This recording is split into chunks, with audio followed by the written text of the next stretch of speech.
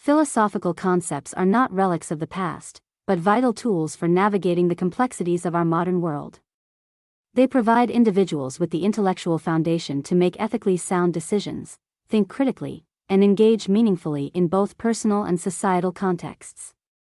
In an age marked by change and uncertainty, the relevance of philosophy remains undeniably paramount.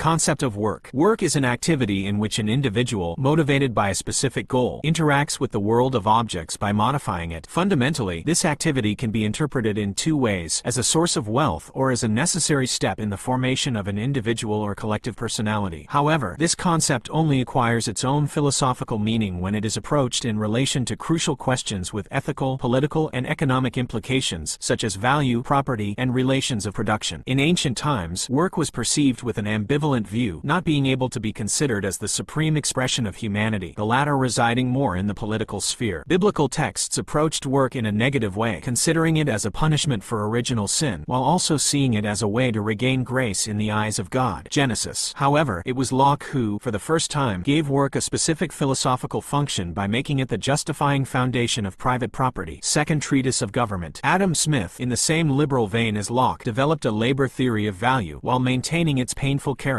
On the other hand, Hegel considered that work had a liberating function, as it allowed man to realize himself in a conscious and free activity, the phenomenology of spirit. However, the most influential thinker on the question of work was undoubtedly Marx. For him, work was, in accordance with the traditional definition, the relationship between man and nature, but lived collectively. It inscribed man in history and gave him a particular social dimension. However, work did not necessarily have this function of emancipation. The capitalist system was precisely characterized by alienation from work, which resulted from the dissolution of the concrete products of labor into an anonymous entity, capital. The worker lost, in this process, what could have been a means of liberation in another system, capital. Finally, Hannah Arendt believed that work belonged solely to the private sphere and therefore had no political dimension. According to her, the contemporary tragedy lay in the fact that man had succeeded in freeing himself from work thanks to technology, but had totally neglected the high occupations of the mind that gave him a justification, condition of man. Work is not in itself a recurring philosophical concept in the sense that it has not been the central object of philosophical reflection. It is rather closely linked to particular economic and historical conditions, those of 19th century Europe. However, it is essential to analyze it, as it constitutes a significant part of human existence, and to distinguish the emancipating aspects from the possible forms of alienation that result from it.